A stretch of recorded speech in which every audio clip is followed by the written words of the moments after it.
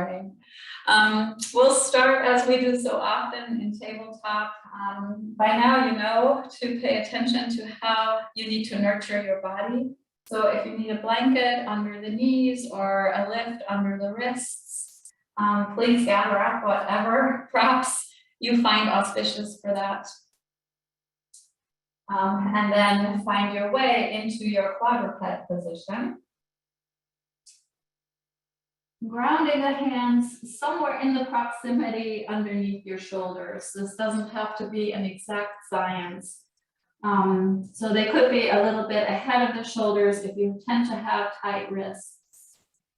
But one thing that I invite you to explore today is how far apart you place your hands under your shoulders. Because often we kind of shortchange ourselves and we bring the hand actually much closer together than our true shoulder joint. And so just notice what would happen if you brought them a bit wider or a bit narrower, and then find the spot for your hands that's just right, the Goldilocks spot, right, for hand placement. I know that very often I shortchange myself, and I think I have narrower shoulders than I do. So just notice this today. You'll feel it as a bit of an opening in the front of the chest when you find the right spot. And then today, let's take great care to start by finding our neutral spine here. So our natural curves. And you might notice that finding your natural curves in a quadruped position, well, really in any kind of position, is a beautiful balance between engaging the deep back muscles and engaging the core muscles. This isn't something that you really have to give a lot of thought to. If you just sense into your body and invite your spine to be in its natural curves in this shape, you'll feel that there will be a slight engagement in the core. You don't have to make this a big thing. We're not contracting, we're just stabilizing.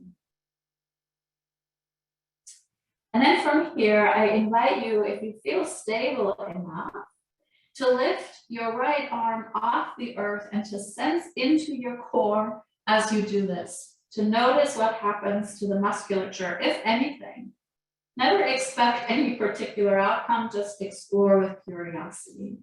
And then drop the right hand back to its spot.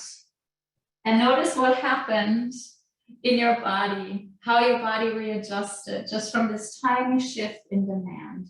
As you then with an inhalation lift the right arm. And notice how your body responded very naturally. Paying particular attention here to the deep back body, the deep front body, your hips maybe as you lower your left arm down. With your next inhalation, right arm again. Find your stability here, and then shift your shoulders forward as you draw your attention into your torso. And just notice what happens very naturally here in terms of engagement of the muscles. Come forward as far as feels sort of safe and comfortable to you. And you can, of course, always return to neutral and drop that arm if the hold is too long. Maybe even feel a little bit of shaking. And then return yourself back to neutral in the body and then release your right hand down. And then we get to explore this same journey on the left. So keep an open heart and open mind about how that might manifest as you lift your left arm up and just settle into that shape for a moment. Your mind might be racing ahead of you. So try to keep it in the moment as you begin to gently move the shoulders forward and sense into the very wise musculature around your spine and in your core. Stabilization is really a collaboration of your back muscles, especially the deep back muscles, and your abdominal muscles. Notice how the mind is engaging with this little exercise. And whenever you feel you've had enough of this, you can return the body to neutral and then the left hand to the ground. And now sense into your quadruped and see if anything has shifted in your experience of this shape. From here, I invite you to widen your knees as much as you enjoy it when you come toward a child's pose, and stretch your seat back toward your heels, but do this maybe with even a little bit of an exaggerated lordotic curve in your lumbar, so that you're rolling your pelvis very deliberately forward over the tops of the heads of the femurs, making a lordotic curve first as you move back, and then wherever you would like to release, you can settle and notice if your body naturally changes the shape of your spine here. It may or it may not, because we have our knees wide. If we had our knees closed, it would definitely move into a primary curve. But notice what happens in your spine here when you're in a wide-kneed child. It's kind of fun to begin to notice these subtle variations in how the spine adjusts to different shapes, and how sometimes we call a shape the same thing, we do it slightly differently, and the curves of the spine suddenly show up differently. If you would like to experience that with child's pose, with the knees closed, you could come forward for a moment, back to tabletop, and then come back to child. But this is not a requirement, this is just an exploration. So just see what feels comfortable for you. And throughout the practice today, I really invite you to, if it feels comfortable, work with the eyes even closed so that you watch yourself from the inside out. As you maybe now even release the head to the floor or to a blanket or block, whatever feels good for you. If you would like, if you want a close-knee child's version, but it's a bit too much, you can always bring a blanket between the legs in the back and create a little bit more space for this shape.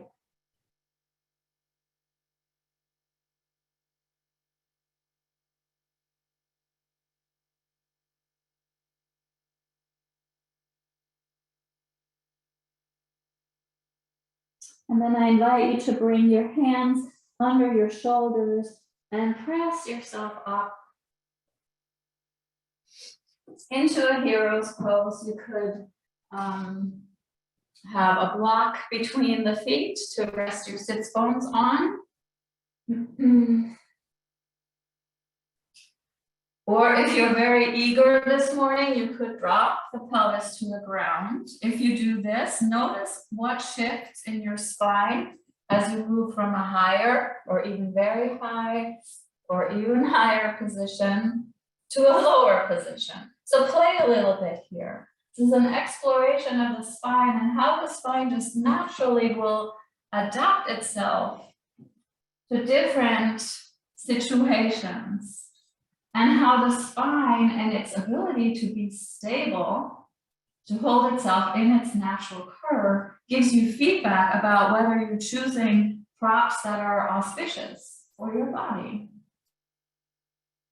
So that you can slowly begin to teach yourself to really watch your shapes from the inside out, from the sensation in your body, as opposed to from what you see on the outside, either in others or even in your own body. Not to say that we never look at how our body looks from the outside. That's helpful feedback too. But today we're really interested in sensing ourselves from the inside. And then as you sit in this shape here, go ahead and lift your arms up. And notice if this shifts anything in your experience of stability, of groundedness, of expansiveness.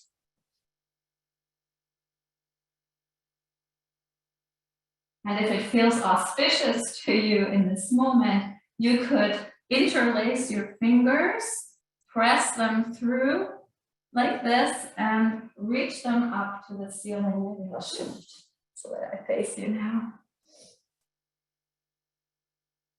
And notice how this might shift your seat, how this might shift your energy. Notice if your mind has any comments here, or if your emotions have a subtle shift or change.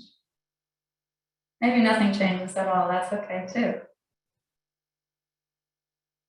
And then from here, if you'd like to experiment, gently side bend to the right, maybe using an exhalation to bring you into that lateral flexion of the spine.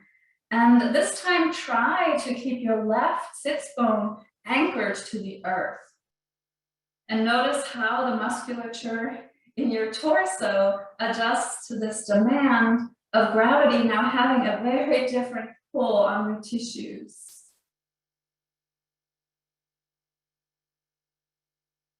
We're moving slowly with long holds. That's slowly, right?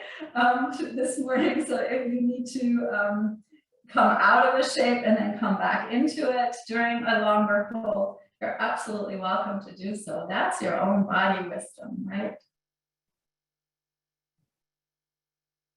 With your next inhalation, I invite you to rise up and to just shake out your arms for a moment. Maybe even make some shoulder circles or some head rolls, not neck rolls, but just head rolls, or shaking your head side to side, just sort of releasing any unnecessary energy.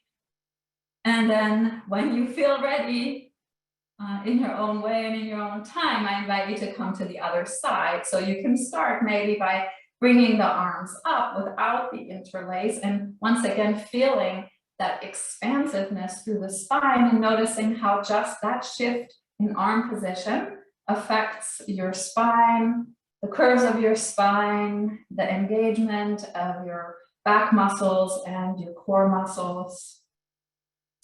And then if you'd like to experiment again, you can interlace your fingers. Maybe this time put the other pinky finger on the outside. So we have a typical cross of the fingers.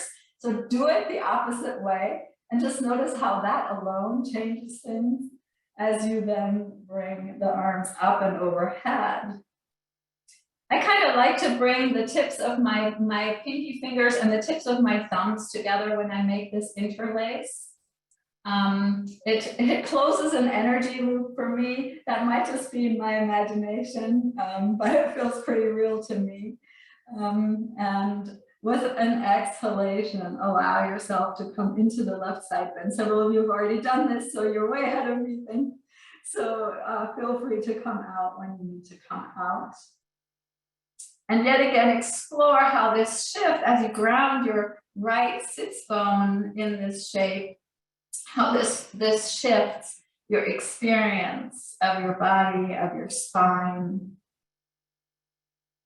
and how beautifully responsive your back muscles and core muscles are in restabilizing you in a new shape.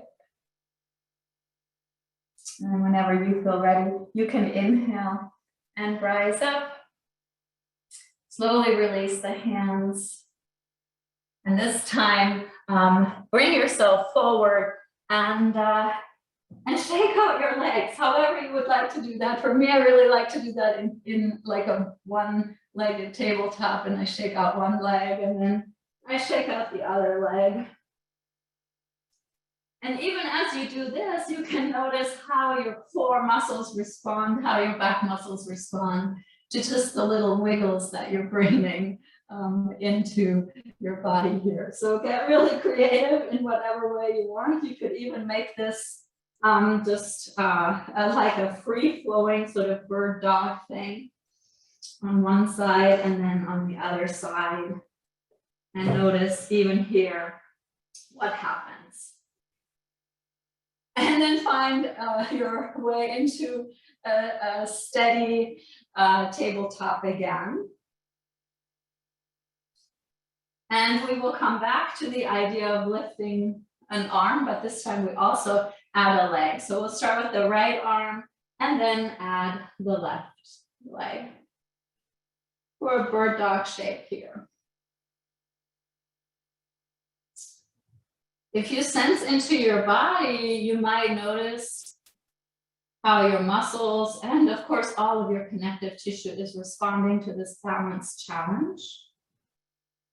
And if you'd like to try how further you can shift the experience in this shape, you could flex your lifted knee, pressing the sole of the foot toward your ceiling or toward the sky. And yet without like popping that hip open, but keeping the spine natural. You could take your lifted arm and place it on your sacrum and sort of use it as a measure of whether you're keeping the pelvis level as you lift the back leg. Yeah, beautiful. And of course, you can also do this with both hands on the ground. There are always options, right? And then with an exhalation, you can release both limbs down. Take a moment to sort of neutralize your spine to see what you would like to do to make that happen. For me, I kind of like pelvic circles here. I just sort of roll around a little bit, maybe even some figure eights, just to kind of neutralize my energy more than my physical being. And then we'll try the other side. So whenever you're ready with an inhalation, you can launch your left arm and then your right leg, starting just in a regular bird dog, pressing through the back heel. And really noticing how there is this enormous balance between engagement in the back body and in the front body. Your body has this natural way of finding the middle way. We've talked a lot about the middle way, philosophically, but even energetically and physically, being in this shape requires a balance between engagement in your core and engagement in your back muscles. The back muscles extend the spine, the core flexes the spine. So to be in neutral, to be stable, requires their collaboration. And then if you want, you can bend the lifted knee, lifting the sole of the foot toward your ceiling or toward the sky. Maybe taking the lifted arm, laying it across your sacrum, if that's available to you, or placing the hand on the ground, whatever works. As you sense into this shape.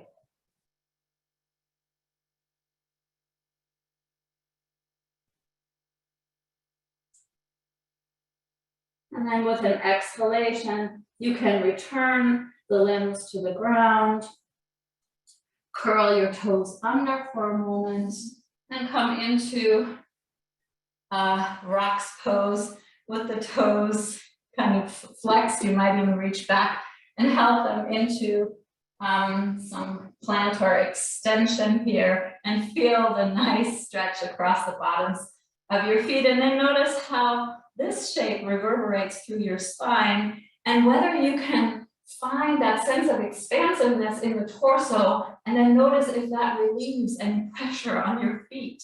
So you don't actually have to drop your full body weight into your feet, but you can find that expansiveness and extension through the torso to take some pressure off. You might notice that fires a whole other set of muscles.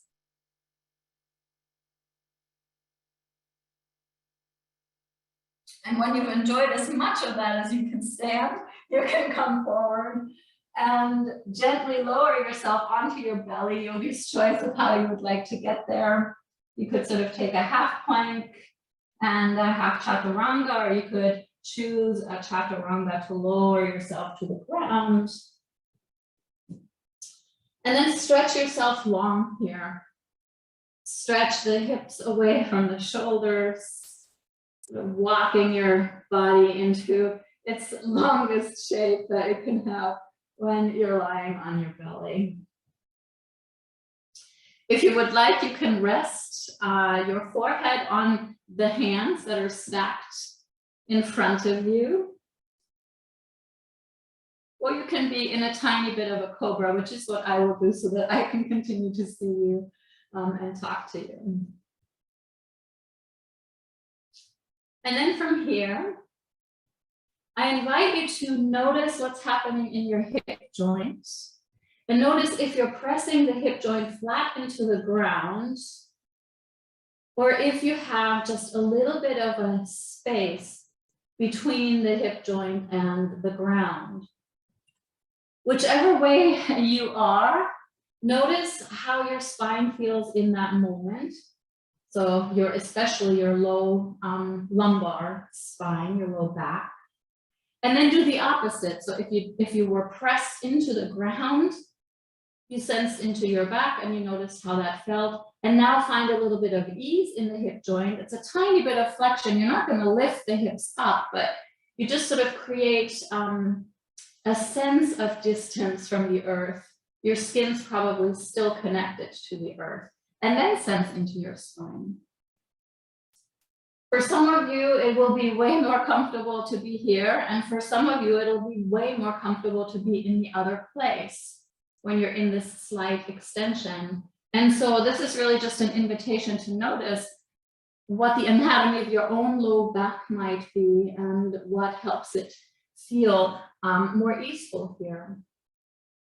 And then from your more easeful position, ground through the left leg. So you're going to engage that left leg into the ground. You'll feel the front muscles of the leg engage. You'll feel the back muscles of the leg engage. Even the left glutes will engage. And then lift your right leg up any amount. Doesn't have to go high. In fact, it probably won't go high. And just notice how this lift of the leg reverberates through your spine. And breathe with this and notice what is happening to the breath here. And invite yourself to maybe breathe into the back body. With your next exhalation, lower the right leg down. Re-neutralize yourself before you switch sides. So walk yourself long again. Your body may have shifted during the exertion. And so be open to experiencing that and to neutralize it before you do the other side. And then very patiently proceed in the same way. Ground the right leg first. Your mind now knows where you're going and it may be impatient and may just want to get to that lift of the left leg, but invite yourself to slow down, to press that right leg into the ground, to really feel a connection to the ground. The leg muscles will fire, the bum muscles will fire, to just use really technical terms here. And then when you feel that you're really connected to the ground on the right side, you can lift that left leg up.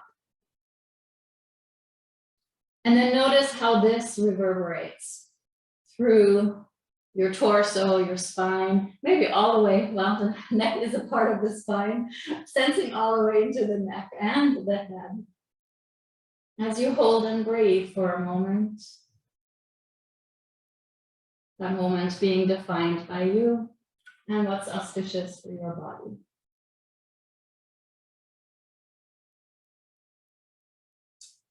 With an exhalation, you can release that back leg down.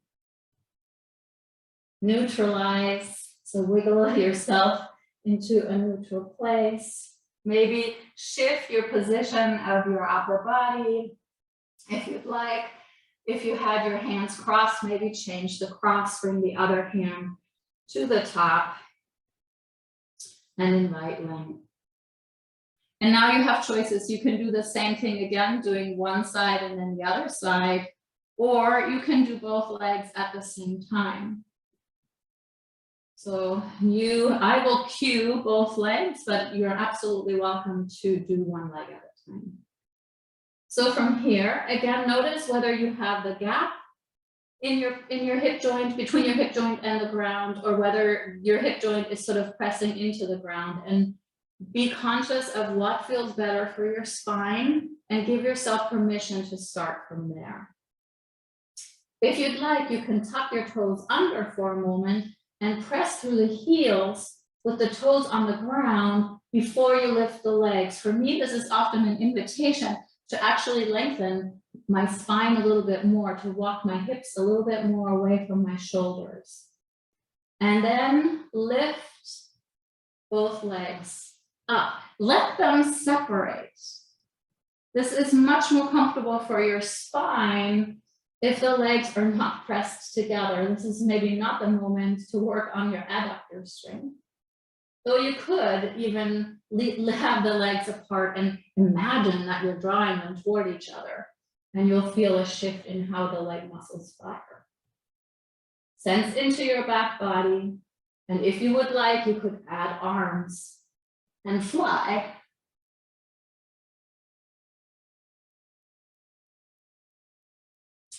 You can always release and come down and come back up if the hold is too long. You can experiment with different arm positions and notice how this reverberates through the spine. And maybe you can even close the eyes and feel yourself from the inside out here.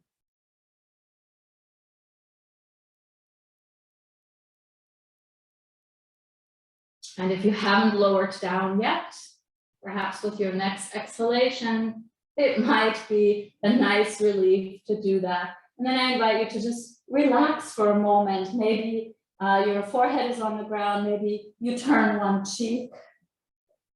Maybe you take some reverse windshield wipers, bending your knees and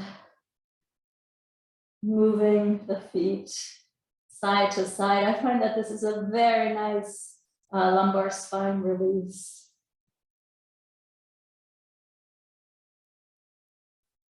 And if your neck is turned to one side, this might be a good time to switch sides.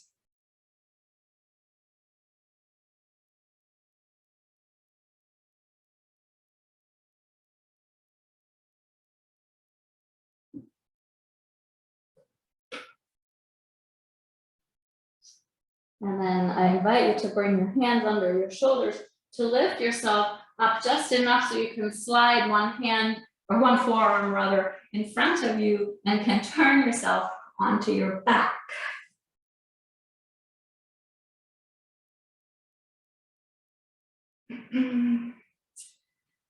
Have your knees bent, and if you would like, you could start here with a few windshield wipers, not really deep windshield wipers where the goal is to bring the legs to the ground, but actually just very sort of gentle windshield wipers that bring you in touch with your sacrum as you roll across the sacrum here, side to side. You might notice you have a natural curve in your lumbar, so it's kind of sensing the ground, but it's not pressing into the ground. Your thoracic spine, on the other hand, is very firmly grounded on the earth. Your cervical spine is in its natural lordosis. And if you reach your hand up there, you can gauge how much lordosis there is by maybe imagining what would fit under there. Like, could a little bowl run through there, or a great big rat? This is really kind of silly, but just to give you a sense of that. And then notice where your skull is making contact with the earth. You could let your legs come to rest now as you explore that. And just notice if your neck here is hyperextending, so it's almost the top of your skull that's making contact with the earth, or if your neck is in a natural lordosis. A rat shouldn't really be able to run under your neck here. A mouse would be okay. So just notice. And then go ahead and stretch the legs long. And bring your hands to your belly so that the thumbs are at the bottom of your ribs and at the top of your hips. The thumbs are at the bottom of the ribs, and your little fingers are at the top of the hips. So your hands are spread wide. And then from here, you will lift your head straight up. So the nose will move straight toward the ceiling. That's all you're doing, lifting the head. And then lower the head. Do this a few more times and draw your attention into what's happening under your hands.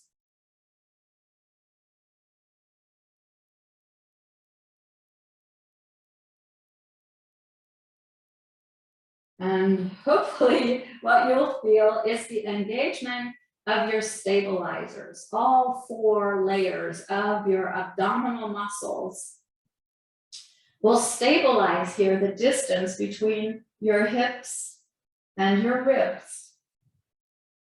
That is one of their main functions, if not the main function, is to stabilize your spine and your torso in conjunction with your deep spinal muscles. And this is a great way to feel it.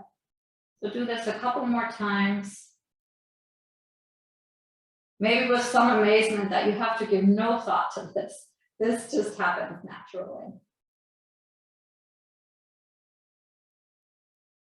And then relax for a moment and reflect. Reflect on how you felt this engagement.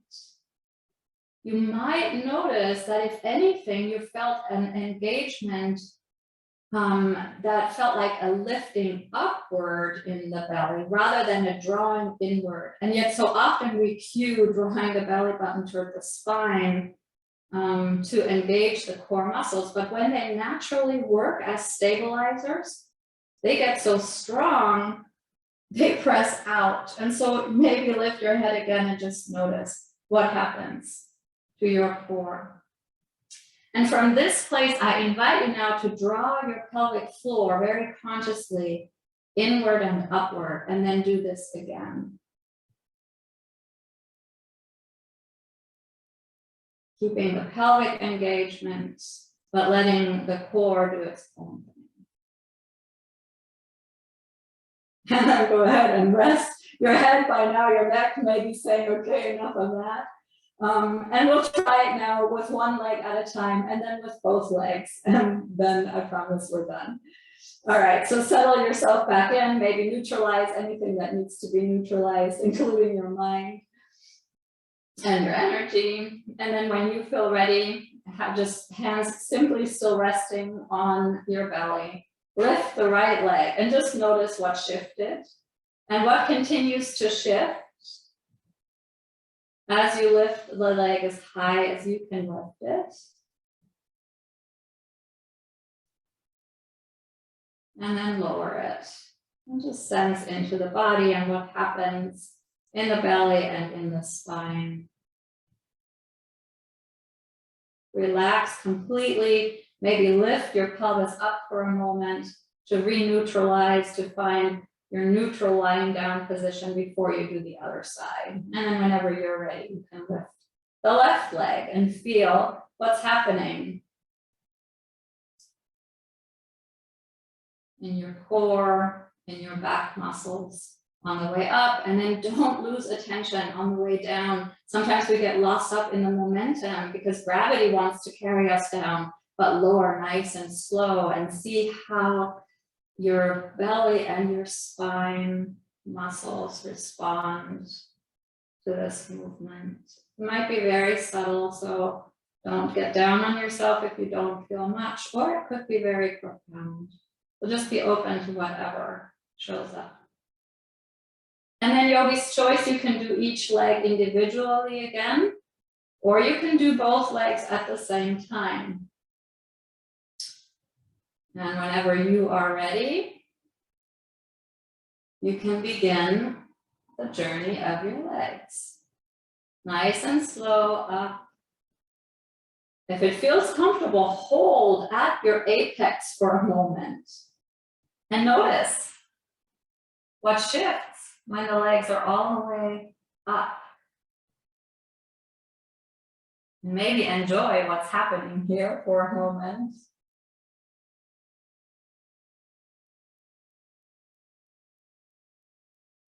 And whenever you feel ready, lower the legs back down. You might find that this is too hard, in which case you can shift your hands under your buttocks and give yourself a little bit of a support. But try it first. And again, do this very slowly, opposing gravity here and feeling the natural engagement of the belly and of the back.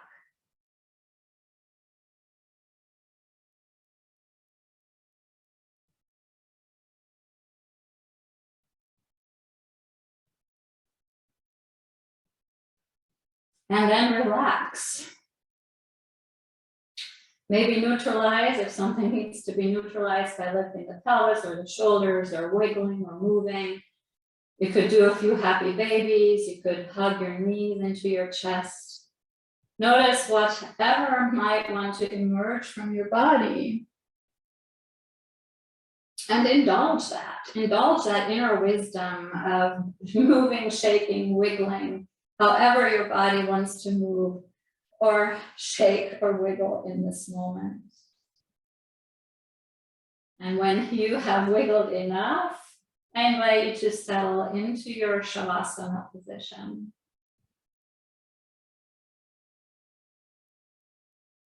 If it feels auspicious, you might close your eyes, or you could bring them to half mast so that your attention can stay inward, so that you can guard your senses. As you release and surrender your body to the earth, as you release and surrender the flow of breath to the flow of prana, as you release and surrender any mental fluctuations to your own inner wisdom. And as you open your heart to a sense of connection and joy.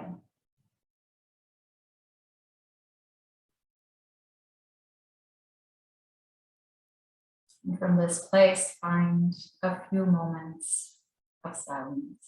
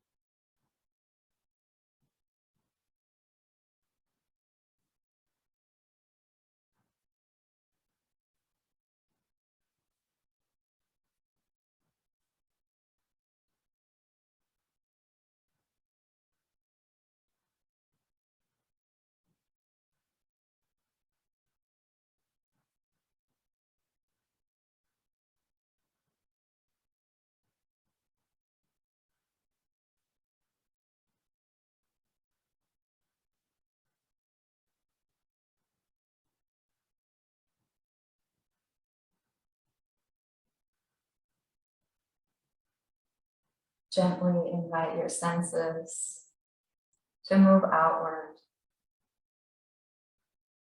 to take in any sounds or commotions around you, to feel the air on your skin, to notice any scents or aromas in your room,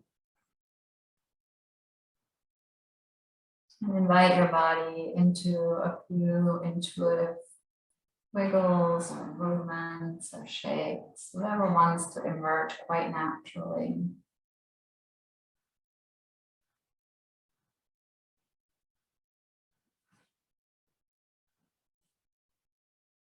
And take a couple of conscious breaths, knowing that you're inhaling when you're inhaling, knowing that you're exhaling when you're exhaling.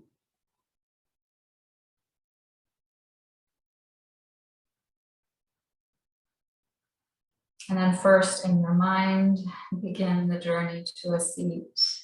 And when you've plotted out that journey in your mind, you can do it in actuality in your physical body so that we can all meet yet again in a seat.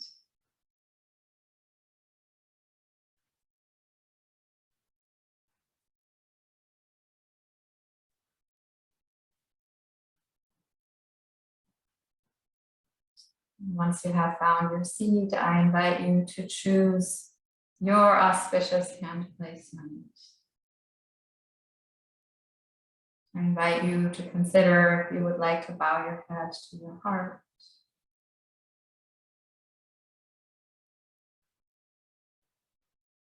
And perhaps to return to a couple or 2 to 4 rounds of breath, reconnecting yourself to that breath of breathing in with gratitude and breathing out your intention, the merit of your practice for a greater good.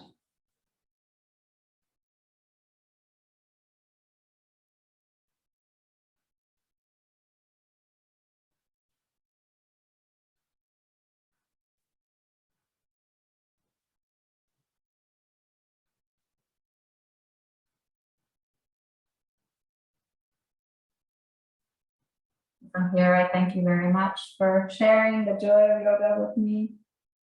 Always an honor and a pleasure. Thank you.